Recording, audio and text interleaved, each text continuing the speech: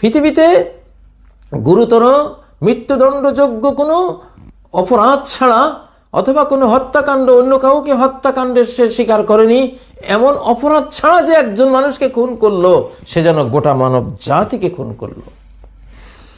ফেরাউনদের সাথে ফেরাউনদের যে মিল থাকবে, এটা কতটা স্বাভাবিক। গত রাতের সাথে আজকের রাত, দুটাই তো রাত, কত মিল। আসলে এই যুগের এরা যারা মানবাধিকারের কথা বলে, এরা মূলত ভেতরের জগতে নির্মম, নির্দয় এক ফেরাউন এবং ফেরাউনের বংশধরেরা। আপনারা জানেন, অনেক বক্তৃতায় সূরা যুখরুফের ৫৬ এবং ৫৭ নম্বর আয়াতের বরাত দিয়ে আপনাদেরকে বলেছি, ওই যুগের ফেরাউনরা যেভাবে ধ্বংস হয়েছে, এই যুগে ফেরাউন থাকবে, ওরাও সেইভাবে ধ্বংস হবে। কারণ দুই ফেরাউনের অপরাধ সেম, একই রকম অপরাধ। ওই ফেরাউন যেমন সারা কোরআনে আল্লাহ তার বিরুদ্ধে অভিযোগ দিয়েছেন, ইউযাব্বিহু আবনাআহুম, বনি ইসরাইলের ইয়াকুব আলাইহিস সালামের বংশের শিশুদেরকে সে হত্যা করত, মেয়েদেরকে জীবিত রাখত। সেই ফেরাউনের যুগে মেয়েরা অন্তত জীবিত থাকতো, ছেলেগুলোকে জবাই করত। আর এই ফেরাউনরা ছেলেদেরকেও জবাই করে, মেয়েদেরকেও জবাই করে। এরা যখন নির্বিচারে এই কাপুরুষের দল, যারা সম্মুখ যুদ্ধে আসার কোনো সাহস নেই, যাদের পার্লামেন্ট সদস্য, মন্ত্রী যন্ত্রী শুদ্ধ একটা আওয়াজ শুনলে দৌড়ে পালায়, এই কাপুরুষের দল, এরা বীরত্ব মনে করে আকাশে উড়ে নিরাপদ দূরত্বে গিয়ে একটা নিরীহ মানুষের উপরে, নিরীহ জাতির উপরে, নিরীহ জনপদের উপরে বোম্বিং করা। এর মধ্যে কি বীরত্বটা আছে, কি যোদ্ধার কীর্তিগাথা আছে। বিমানের এসি ককপিটে বসে শুধু একটু সুইচ টিপে কোনো তার এখানে ধরাছোঁয়ার বাইরে থেকে একটা নিরীহ জনগণের উপরে বোমা ফেলে আসলো। আসলে এরা যে কাপুরুষ, এদের এই আচরণ থেকে এটা বোঝা যায় ধিক্কার, শত লক্ষ কোটি ধিক্কার তোমাদের মতো কাপুরুষদের উপরে, তোমাদের মতো ফেরাউনদের উপরে, তোমাদের মতো সন্ত্রাসীদের উপরে। তোমরাই সন্ত্রাসী। আলা ইন্নাহুম হুমুল মুফসিদুনা ওয়ালাকিন লা ইয়াশউরুন, জেনে রাখো এরাই প্রকৃত অশান্তি সৃষ্টিকারী, ত্রাস সৃষ্টিকারী, সমস্ত ফাসাদের মূল এরা। কিন্তু এরা এমন এক ধ্বংসপ্রাপ্ত নিকৃষ্ট প্রাণী যে লা ইয়াশউরুন, অনুভূতিটাও এদের মধ্যে নাই। থাকবে কি করে? উলাইকা কাল আনআম, এগুলো তো জীবজন্তু, এগুলো জানোয়ারের মতো। বাল হুম আদাল, বরং জানোয়ারের চেয়েও আরো নিকৃষ্ট, আরো বিভ্রান্ত। জানোয়ারের মধ্যেও তো কিছু মায়া থাকে। মাঝে মধ্যে একটা শিশু বাচ্চা দেখলে হিংস্র সিংহ পর্যন্ত সেখানে শিশুটারে আদর করে। আক্রমণ করতে গিয়ে যখন শিশু দেখে, হার্ট ব্রেক করে দাঁড়িয়ে যায়, ওকে মায়া করে। কত হরিণের বাচ্চা দেখেছি, বাঘেরা মারতে গিয়ে শিশু দেখে তাকে স্নেহের কোলে জড়িয়ে নিয়েছে। বাঘিনী দুধ দিয়ে হরিণের বাচ্চা লালন পালন করেছে। পৃথিবীতে কুকুরের বাচ্চা ছাগিরা লালন পালন করেছে, ছাগলের বাচ্চা কুকুরে লালন পালন করেছে। শিশু অনেক সময় বিষাক্ত সাপ শিশু পেলে শিশুরা অনেক সময় তারে ধরে ঘাড় মটকায়, কিন্তু সে কামড় দেয় না। তো এতটুকু পশুদের পর্যায়ের স্নেহ মায়াও যারা হারিয়েছে, আসলে এরা যখন কোনো মানবাধিকারের কথা বলে তখন ঘৃণায় কলিজা গুর্দা বিস্ফোরিত হয়ে যায়, মনে হয় যেন এমন অবস্থা। আল্লাহ লানত এদের উপরে পড়ুক। মুসলিম উম্মাকে এর প্রতিশোধ নিতে হবে। যেমন মুহাম্মদ সাল্লাল্লাহু আলাইহি ওয়াসাল্লাম একজন সাহাবীকে অন্যায়ভাবে হত্যা করার কারণে রোমান সাম্রাজ্যের বিরুদ্ধে যুদ্ধ চালিয়েছিলেন, মুতার যুদ্ধ, যে যুদ্ধে খালেদ বিন ওয়ালিদ 9টি তলোয়ার ভেঙেছিলেন, লক্ষাধিক বাহিনীর উপরে 3000 সৈন্য নিয়ে জয়ী হয়েছিলেন।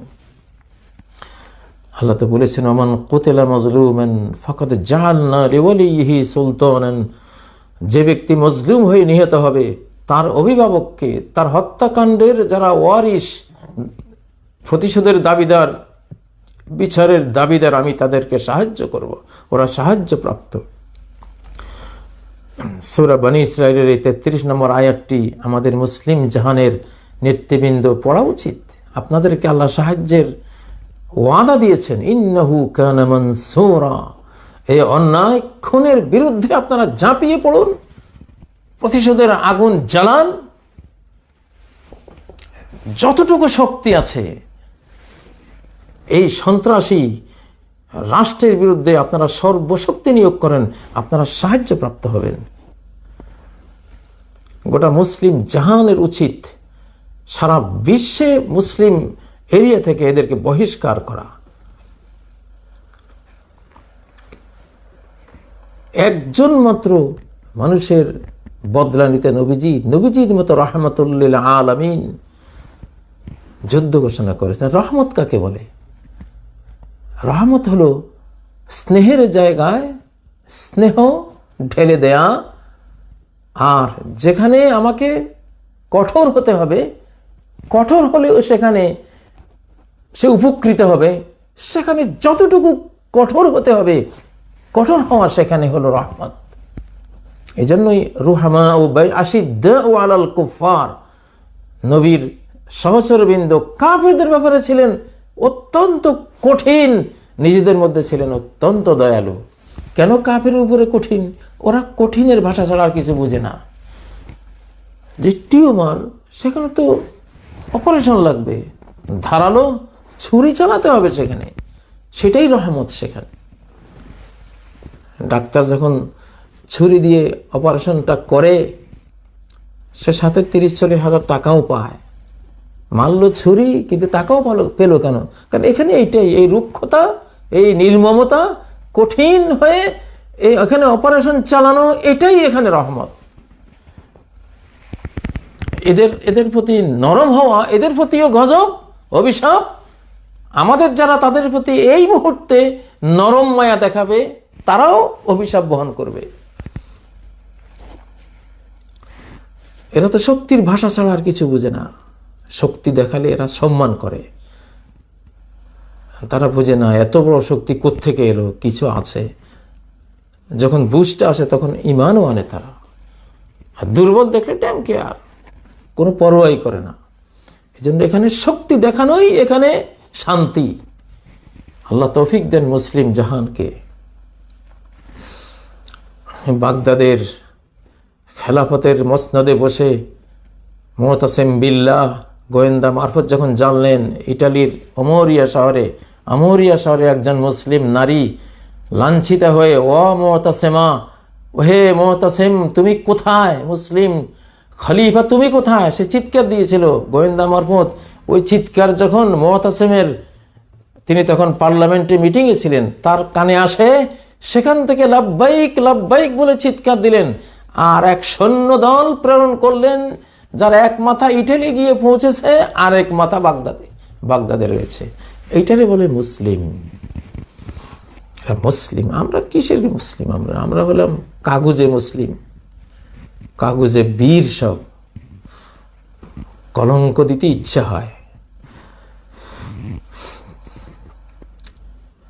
হাজ্জাজ বিন ইউসুফ, ইরাকের গভর্নর, যখন শুনলেন করাচি বন্দরে দুজন মুসলিমা বোন তারা সমুদ্র ডাকাতদের হাতে লাঞ্ছিতা হয়েছেন, কিডন্যাপ হয়েছেন, তার জামাতা মুহাম্মদ বিন কাসেমকে 7,000 সৈন্যদল নিয়ে 2 মুসলিমা বোন, ইজ্জত, এখানে একজন মানুষের ইজ্জত গোটা মানব জাতির ইজ্জত, একজন মানুষের জীবন গোটা মানব জাতির জীবন। আল্লাহ কি বলেননি সূরা আল মায়েদার মধ্যে, মান কতালা নাফসান বিগাইরি নাফসিন আও ফাসাদিন ফিল আরদি ফাকান্নামা কতালান নাস জামিআ।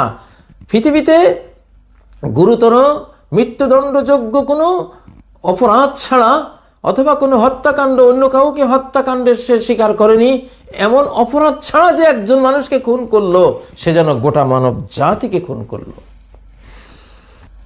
শত লক্ষ কোটি দুঃখ নিয়ে সারা মুসলিম জাহান ফিলিস্তিনের গাজার হত্যাকাণ্ড সমূহ নিয়ে ভারাক্রান্ত অবস্থায়